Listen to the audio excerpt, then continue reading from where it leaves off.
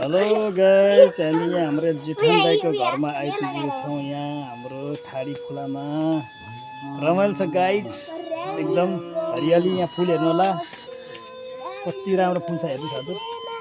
एकदम कस्तो देखाउँछ गाइस, हेर्नु होला है त गाइस। हजुरले हामी यहाँ देखाउन गइरहेको छ हाम्रो यहाँ थप्परबारी नाम मात्रै होइन हजुर, हाम्रो चाहिँ आरुघारी, थप्परबारीको आरुघारी हेर्नुहोस् हजुर। खतरा छ गाइस, हेर्नुहोस् कस्तो राम्रो फलेको छ यहाँ गाइस। यहाँ हेर्नुहोस् गाइस, कति दामी फलेको छ गाइस, हेर्नुहोस्। देख्नुहुन्छ नि तपाईँले, हेर्नु होला हजुर। म हजुरलाई एउटा टप्प टिपेर म देखाउँछु गाइस। हेर्नु होला बाटो आरुघारी गाइस। हजुरहरूले म टप्प एउटा टिपेर हजुरलाई म देखाउँदैछु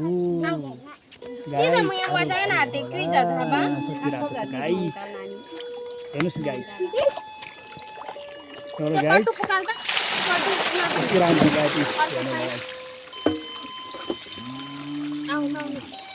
मिठो छ गाइस।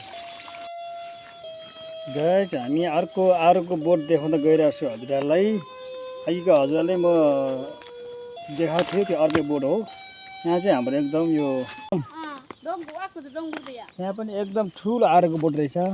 अनि दिदी यहाँ हावा ठुलै आएको थियो, बोट त ढलेछ। ए अनि तपाईँको यो बेच्नु भएको त एउटै बोटमा 5,000 त फलेछ है। बजार नजिक फलेछ बाबु, के गर्नु, बजार लानु नभ्याउने कामको व्यस्तताले कारणले। अब बजारतिर भयो यो सबैले खाएरै यो नपुग्नेसम्म हुन्थ्यो, दिन्थ्यो है। बजार टाढो छ, के गर्ने अब। हावा ठुलै आएछ गाइस। यहाँ हेर्नु होला खेतैमा कस्तो ढलेको छ। यहाँ हेर्नु सक्नुहुन्छ हजुरले, यो पर हजुर खेत एकदम ढलेको छ। यसो भएको छ गाइस। दिदीले मेरो लागि यहाँ आरो टिप्दै हुनुहुन्छ।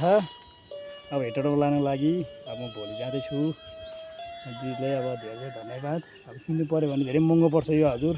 अब यहाँ हाम्रो जेठान दाइको घरमा फ्रीमा पाउँछ हजुर। उहाँले मेरो लागि दिनु भएको छ, टिप्नु भएको छ।